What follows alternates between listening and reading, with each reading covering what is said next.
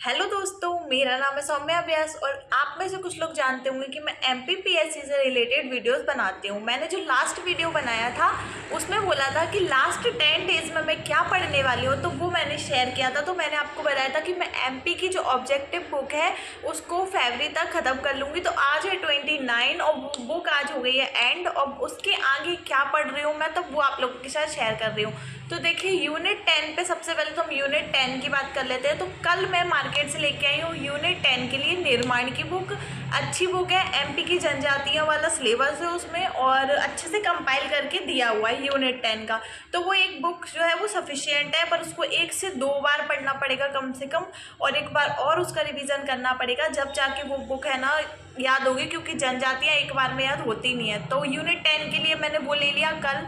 उसके अलावा जो है यूनिट कौन सी वाली थी, मैंने कौन सी ली थी, हाँ सॉरी, यूनिट 8 जो है करंट अफेयर्स वाली, उसमें मैंने तथ्यवान एमपी की करंट के लिए ले लिया। उससे पहले जो मैंने आपको बताया भी था कि घटना चक्र जो आती है, वार्षिकांक जो आता है, उसमें यादों वाला जो वर्जन आता है, उसमें जो है वो 2023 की पूरी करंट अफेयर्स दी हुई थी। तो पूरी करंट अफेयर्स जो है 2023 की वो मैंने ली है घटना चक्र वाली, और अभी लिया है मैंने तथ्यवान एमपी का। तो दोनों चीज़ें जो है वो करंट का मटेरियल उसमें सफिशिएंट मिल जाएगा। उसके अलावा जो है प्रतियोगिता दर्पण की बात अगर की जाए, तो प्रतियोगिता दर्पण मैंने लास्ट 12 मंथ की लिखी भी थी और मैंने उसके कुछ वीडियोस डाली भी थे, और इस वजह से मेरे पास 12 मंथ की जो है वो करंट अफेयर्स लिख रही है। तो वो तो मैं करंट अफेयर्स उससे भी पढ़ लूँगी, और उसके साथ में जो है एमपी के लिए तथ्यवान ले लिया गया है और घटना चक्र यादव वाला वर्जन। तो यूनिट 8 और यूनिट 10 जो है वो इस प्रकार से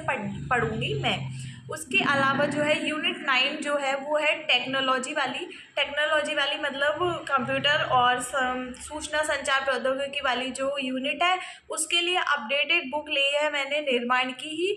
2 बुक्स आई है मार्केट में अभी कल, एक आई है परीक्षा धाम की और एक आई है निर्माण की। परीक्षा धाम की बुक मेरे पास पहले से थी, इसलिए मैंने इस बार जो है वो निर्माण की बुक को प्रेफर किया है। उसमें थोड़ा सा कंटेंट ज़्यादा आया है और वो बुक मेरे पास ऑलरेडी थी। आप दोनों में से कोई सी भी ले सकते हैं। अगर आप यूनिट 9 का कुछ कंटेंट लेना चाहते हैं तो निर्माण की बुक और परीक्षा धाम की बुक जो है वो दोनों ही अच्छी हैं।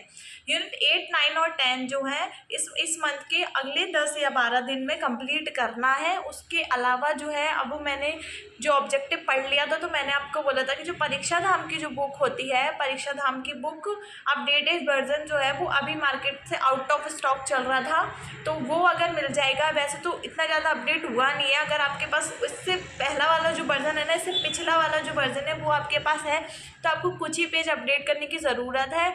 उसके अलावा जनजातियों वाला कुछ हुआ है। अगर आप जनजातियों के लिए अलग से ले रहे हो कोई बुक, तो फिर आप परीक्षा धाम जो है आपकी पुरानी वाली पढ़ सकते हो। और अगर आपने जनजातियों के लिए कुछ अलग से नहीं ले रहे हो और आप परीक्षा धाम में जो ऐड हुआ है उसी से पढ़ना चाहते हो, तो फिर आपको परीक्षा धाम की जो बुक है वो अपडेटेड लेनी चाहिए।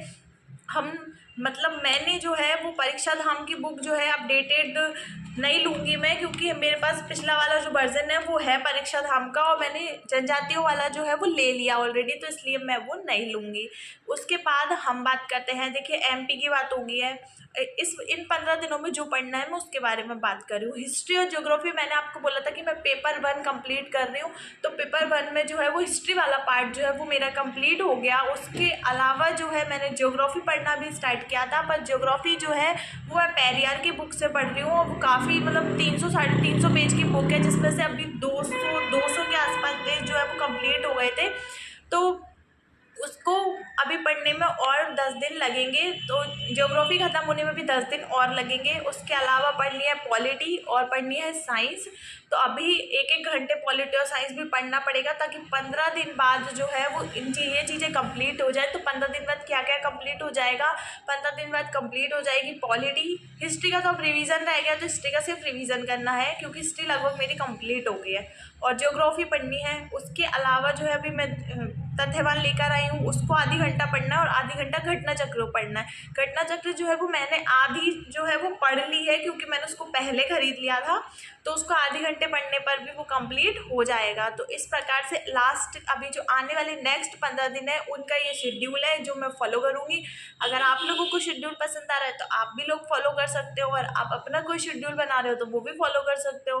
पर एक जो शेड्यूल होता है वो खुद का बना हुआ होना चाहिए, मतलब खुद का हो या दूसरे का फॉलो, आप किसी का भी फॉलो कर रहे हो, पर ये होना चाहिए कि अगर आपने उसमें लिख लिया अगर आपको ये करना है तो आपको लास्ट नेक्स्ट 10 डेज जो है उसमें उसको कंप्लीट करना है। किसी भी तरीके से उस लिखे हुए आपका जो टारगेट है उसको आपको कंप्लीट करना ही है। तो ये है आज की चर्चा कि नेक्स्ट 10 से 15 डेज में क्या पढ़ने वाले हैं। इसमें संडे का जो है, संडे को टेस्ट देने रहते हैं, तो पीडीएफ जो है अगर आप नहीं चाहते हो, अगर आप अफोर्ड नहीं कर पा रहे हो कि आप जो है टेस्ट सीरीज़ 2 से 3 टेस्ट सीरीज़ जो है वो आप लगाओ, तो आप कर सकते हो कि किसी भी जेरोक्स की शॉप पे जाके, अगर आप इंदौर में रह रहे हो तो आप लकी जेरोक्स पे जा सकते हो, या फिर किसी पे भी 2-3 में से किसी पे भी मिल जाते हैं अवेलेबल, तो आप पीडीएफ निकलवा के और ओएमआर पे लगा सकते हो। तो मैं पर संडे एक लगाया करूँगी टेस्ट, 1 या 2, क्योंकि अभी मैंने रिसेंट में 7 से 8 टेस्ट जो है अभी लास्ट 15 दिन में मैंने लगा लिए, तो अब मैं एक एक लगाऊंगी। संडे को 2 या 3 टेस्ट लगा सकते हैं, बाकी के दिन पढ़ना भी रहता है। उसके अलावा ऑब्जेक्टिव की बात की जाए और प्रैक्टिस की बात की जाए कि हम लोगों के साथ में ये दिक्कत होती है, जिसका प्री नहीं निकल रहा है तो सब लोग ये बोलते हैं कि क्वेश्चंस की प्रैक्टिस सबसे ज़्यादा करनी चाहिए, क्योंकि क्वेश्चंस की प्रैक्टिस करने से ही गलतियां समझ में आती हैं। और इस वजह से घटना चक्र जो है पूर्वावलोकन जो है वो हिस्ट्री, ज्योग्राफी और पॉलिटी का जो है वो लगा कर ही जाना चाहिए। तो डेली रात में 1.5 से 2 घंटे जो है वो घटना चक्र का पूर्वावलोकन आप लोग अगर चाहते हैं तो लगाइए, क्योंकि इस बार मैं लगाऊंगी। मैंने पिछली बार हिस्ट्री का लगाया था, ज्योग्राफी का नहीं लगाया था, और पॉलिटी का मेरे पास था ही नहीं। तो ज्योग्राफी का मैंने सिर्फ इंडियन वाला लगाया था, वर्ल्ड वाला नहीं लगाया था। तो अब तो वर्ल्ड वाला लगाना ही नहीं है, वर्ल्ड ज्योग्राफी लगभग ख़त्म ही हो गई है। तो इस बार हिस्ट्री, ज्योग्राफी और पॉलिटी का जो है घटना चक्र का पूर्वावलोकन भी लगा कर जाना है। तो इससे ऑब्जेक्टिव्स जो है वो ज़्यादा से ज़्यादा लगाने से प्रैक्टिस हो जाती है। तो इस वीडियो में यही इन्फॉर्मेशन देनी थी। अगर आपको वीडियो हेल्पफुल लगा हो और अगर आपको जो मैं फॉलो कर रही हूँ आपको वैसे फॉलो करना है, तो फिर नेक्स्ट 10 डेज 10 ये जो स्ट्रेटेजी है वो 15 दिन, मैक्स 15 दिन और मिनिमम 12 दिन के बीच की है। इसको आपको 1 या 2 दिन इधर उधर हो जाता है, तो आपको मैक्स 15 दिन लेकर चलने हैं। उसके बाद में अगर आप ये स्ट्रेटेजी फॉलो कर रहे हो तो इन दिनों के बीच में अगर मेरे कोई स्टडी ब्लॉग आएंगे तो मैं आपको अपडेट देती रहूँगी। नहीं तो 15 दिन बाद में एक वीडियो और बनाऊँगी कि उसमें आगे इसके बाद में क्या चीज़ें पढ़नी है। तो आप लोग वीडियो को पसंद आया हो तो लाइक कर सकते हो, चैनल को सब्सक्राइब कर सकते हो। Thank you.